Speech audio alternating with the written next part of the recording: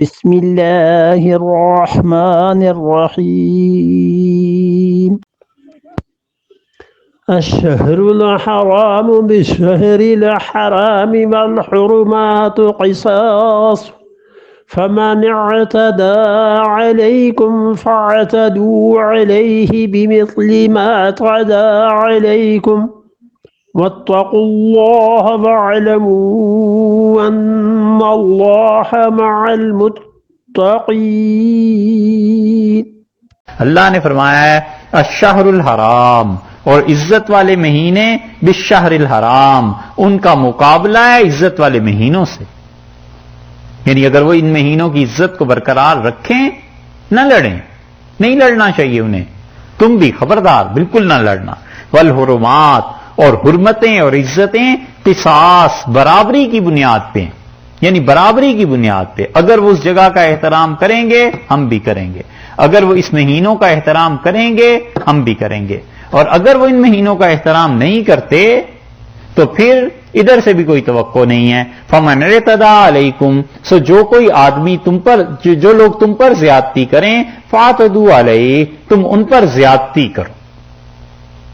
اعتداء کا لفظ استعمال کیا، یہاں پر لغوی معنی نہیں ہے مراد یہ ہے کہ تم سے لڑے تم بھی اس سے لڑو، لیکن بظاہر ایسے سمجھ میں آتا ہے کہ وہ اگر زیادتی کرے تو تم بھی زیادتی کرو۔ یہ کئی مرتبہ آپ سے عرض کیا ہے کہ عربوں کے ہاں فعل اور اس کی جزا دونوں کے لیے ایک ہی قسم کا لفظ استعمال کر دیتے ہیں۔ انہم یکیدون کیدن، وہ چال چلتے ہیں، اللہ کہتا ہے میرے خلاف کافر واقید و قیدہ، میں ان کے خلاف چال چلتا ہوں، حالانکہ اللہ کو کہاں کیا چال ہے۔ وَمَكَرُوا مَكْرًا، اور انہوں نے دغا کیا، دھوکہ دیا، وَمَكَرْنَا مَكْرًا، اور ہم نے بھی ان کے مقابلے میں دھوکہ دیا۔ تو عربی لغت میں فعل ایک ہی ہوتا ہے، دونوں طرف سے استعمال ہوتا ہے، لیکن دونوں طرف اس کا مفہوم الگ ہے۔ فعل جو شروع کرتا ہے وہ الگ چیز ہے، جس کا جواب دیتا ہے وہ تو اس کی ریٹیلیشن ہے، اس کا جواب ہے، یہ نہیں ہے کہ وہ بھی زیادتی کر رہا ہو۔ تو ارشاد فرمایا فمن اعتدى علیکم، اور تم پہ جو زیادتی کرے ان مہینوں میں، فاعتدوا علیہ، تو تم بھی ایسے ہی کرو، بمثل ما اعتدى علیکم، ایسے ہی جیسے تم پر زیادتی کی گئی ہے، یعنی مطلب یہ کہ تم برابر کا جواب دو۔ واتقوا اللہ، اور دیکھو اللہ سے ڈرتے رہنا۔ دیکھا ہے یہ جہاد میں پھر آ گئی نا بات، واتقوا اللہ، اللہ سے ڈرتے رہنا، کوئی زیادتی تمہاری طرف سے نہیں ہونی چاہیے۔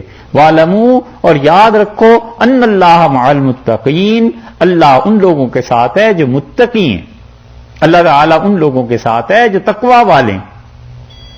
خدا کی مدد اور خدا کی عنایات ان لوگوں پہ ہوتی ہیں جن لوگوں میں تقوی ہے، خدا کے ساتھ تعلق ہے۔